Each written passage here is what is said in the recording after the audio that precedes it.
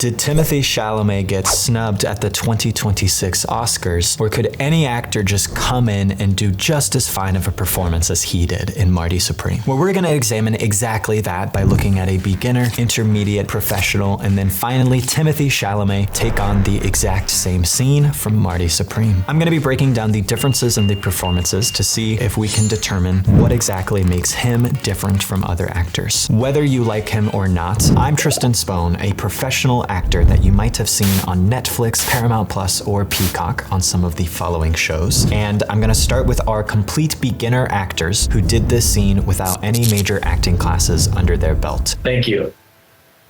I wanted to thank you for introducing me to the world of table tennis. It's quite the global phenomenon, especially in the Asias, particularly in Japan. That's what I was trying to tell you. Well, we've been thinking of incorporating some promotional events over there. With Aaron, I see him trying to sell us on the fact that he is this character instead of just talking. And Jonathan is kind of listening, but he's not responding. And it's really important in a scene for us to have a reason to cut back to you for reaction shots. We can discuss my press later. Would this event be before or after the tournament? About a week before. Sorry, but it had to be after. I can't face off the guy. They basically show the two polar opposites of a beginner's first venture into acting, where Jonathan, it doesn't necessarily feel like he's acting, but it also doesn't feel like he has any opinion of anything that he's saying at all. He's just talking. And that is part of the goal. But there's a difference between just talking and actually having an opinion about what you're saying, versus Aaron is going a little bit too clearly and obviously after his objective, where I see an actor hitting an objective. You're the halftime show. Yeah, for the Harlem Globetrotter, the finest athlete on the planet. Like, I probably played in front of 80,000 people in January. That's funny to you? You're funny to me. Okay, you know what's funny to me? What's really funny to me is that you want to entertain the Japanese so badly, and meanwhile, they murdered your son. That's funny. Nice. I really like that Aaron has changed. He went from typical salesy business guy to, he is very clearly trying to take advantage of him. And now Jonathan's actually engaged in the scene. But the problem is we just took too long for him to actually be present in the scene and to actually feel like he cared about this conversation, to where for me, I would have checked out way too quickly. Now remember, we are gonna be watching all the way up to the Oscar-nominated Timothée Chalamet perform this scene, but let's see how our intermediates do with only a few years of training, Rhode and Ada. Marty, I wanted to thank you in person for introducing me to the world of table tennis. It's quite the phenomenon in the Asias, particularly in Japan. Rhode started really strong. It was very clear immediately that this conversation mattered and he had a very specific goal. And I like that Ada is incorporating the environment. Jonathan and Aaron were just sitting there looking at each other and talking directly to each other the whole time. Acting is about action. It is not just about staring at each other and talking. You don't have to worry, I'm gonna obliterate him this time. Hold on.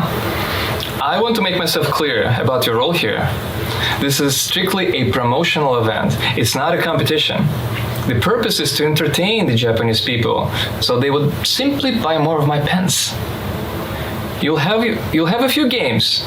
Make a show out of it.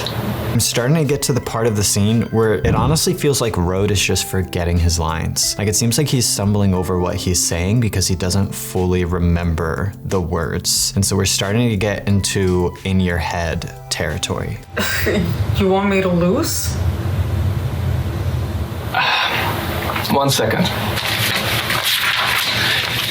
You realize you've made Ender a symbol of national pride. Yeah, you think this makes me want to lose. No, this makes me want to win. So what? Sometimes when you lose, you're a winner. Let me explain it to you from the business point of view. I'm like a million times better than Endo. We need Rhode to change tactics here. Ada's getting a little bit spicy. She's raising the stakes, and he's still talking to her the same way as if that which is not currently working is going to continue to work. You're so hung up on entertaining the Japanese. By the way, they were the one who killed your son, if you didn't forget.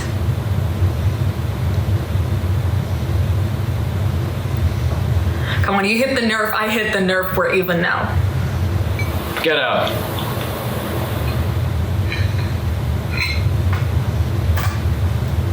I do still think that you owe me a meal.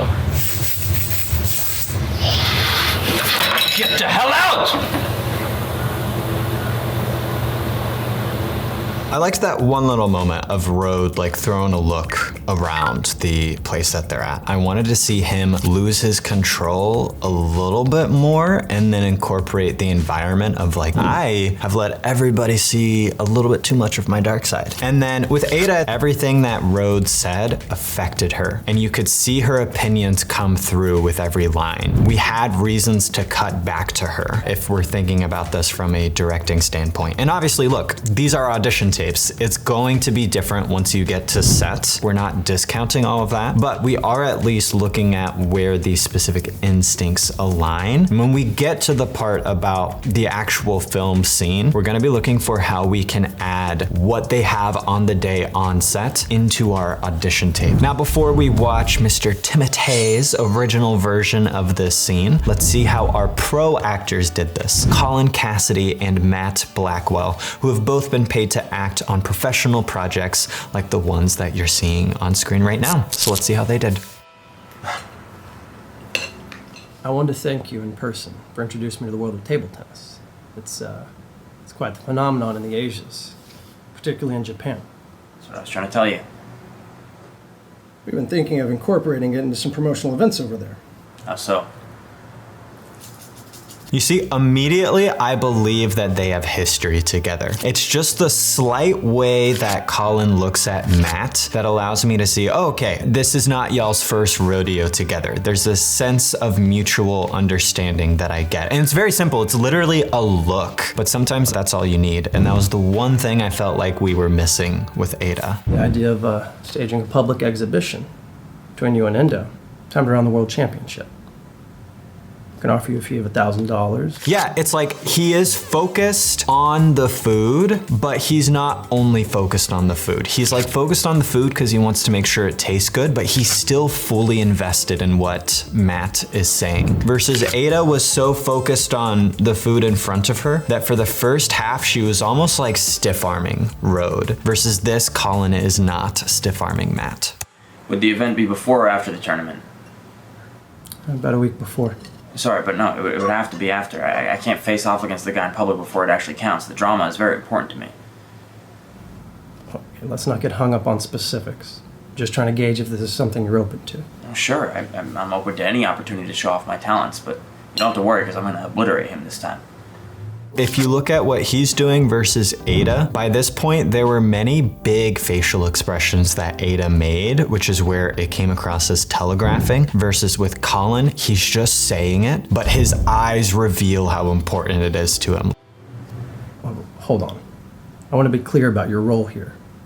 This is strictly a promotional event. It's not a competition. The point is to entertain the Japanese people so that they buy pens. You play a few games, make a show of it. You can't play better than him. You want me to lose? 1 second.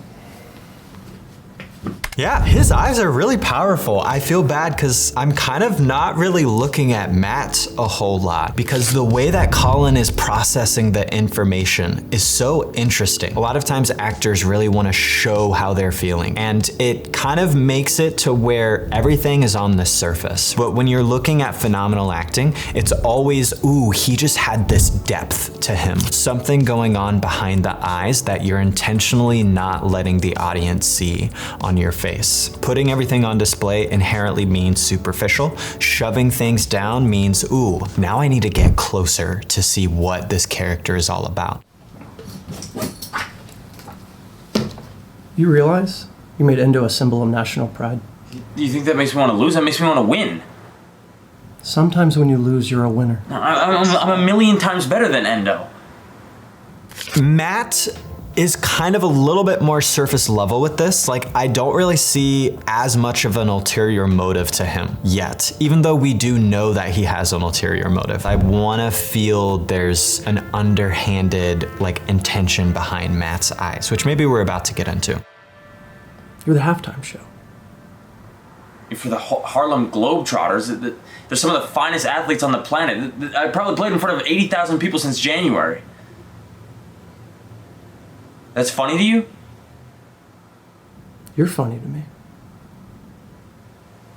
You want to know what's funny to me? You want to entertain the Japanese so badly, meanwhile they murdered your son. That's funny to me.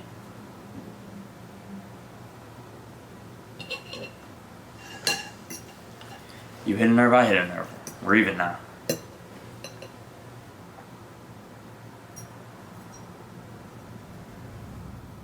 Get out. Actually, no. I believe you owe me a meal.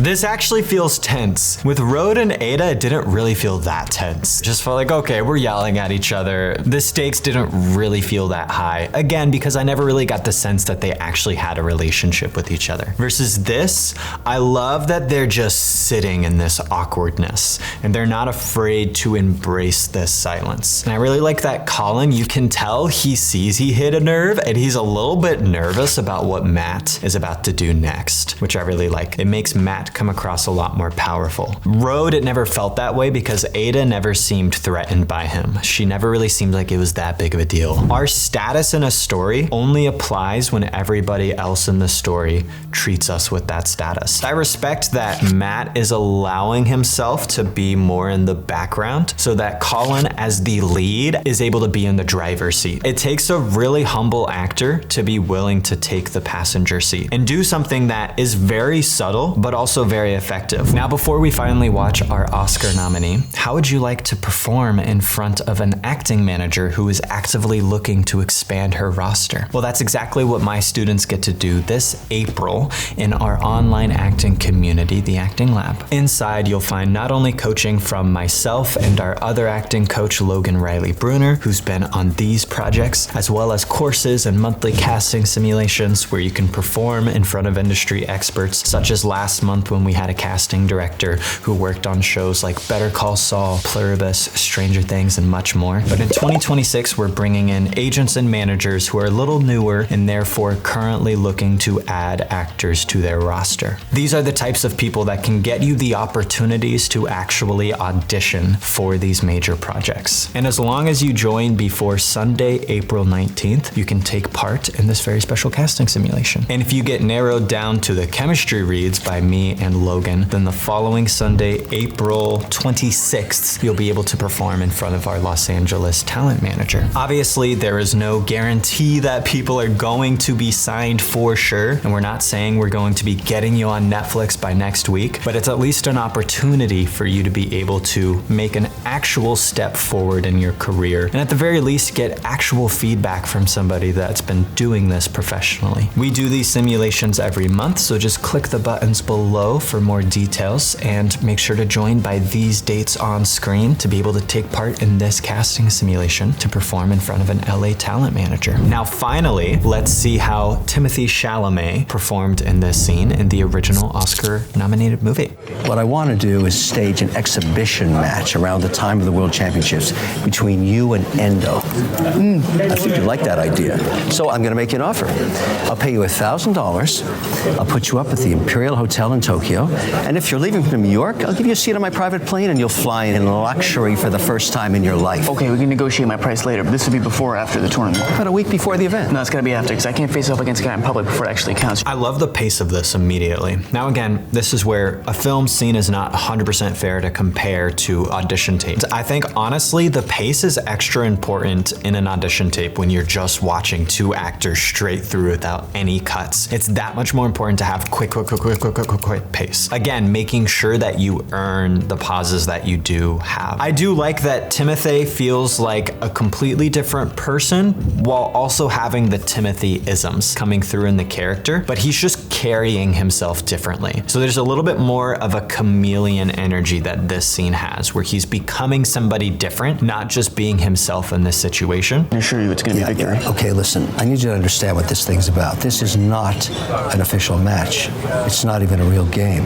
This is purely... It is cool to see Timothée and Mr. Wonderful, because they're both in polar opposites of this. They are like very clearly from different worlds, but Timothée, it feels like he's a different guy with Timothy mannerisms versus, because I've seen Shark Tank, I've seen a lot of Shark Tank. It literally is just Kevin, like he's just talking. And again, this is what acting is. It's not playing pretend, it's just fucking talking. But so many actors have such a hard time trusting that just talking is enough. And so it's like, I just see Kevin and he's just saying the words in this world, but it's also just Kevin. He's so immersed in the character. But again, this is where it's different. Timothée is going chameleon route. Kevin is going, let me just be myself route. Probably played in front of 80,000 people since January. That's funny to you? No, you're funny to me. I'm funny to you? You know what's funny to me? That you want to entertain the Japanese so badly and they murdered your son. That's funny to me.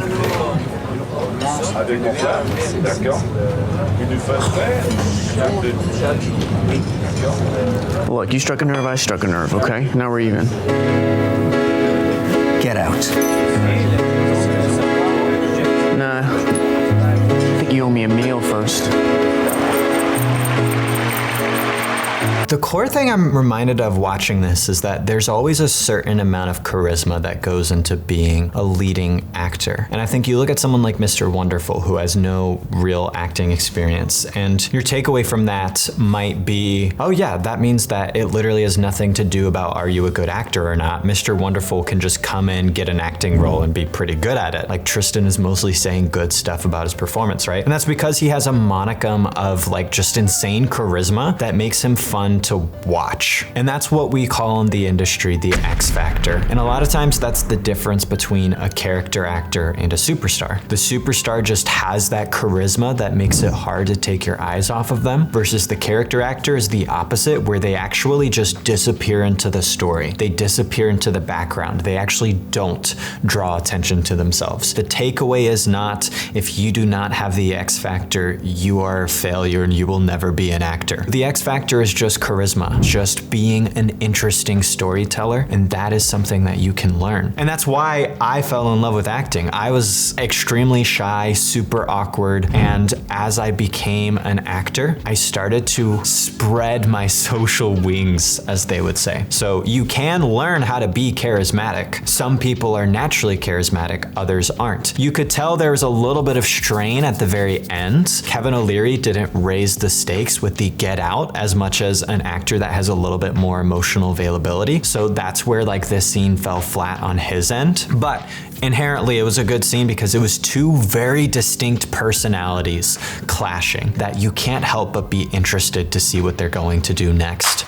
Remember to join the acting lab with the links below if you would like to learn even more in depth from me, along with having the opportunity to perform in front of decision makers like casting directors, agents, and managers. And if you want to copy how I do my acting materials, such as headshot, resume, demo reel, click this video right here.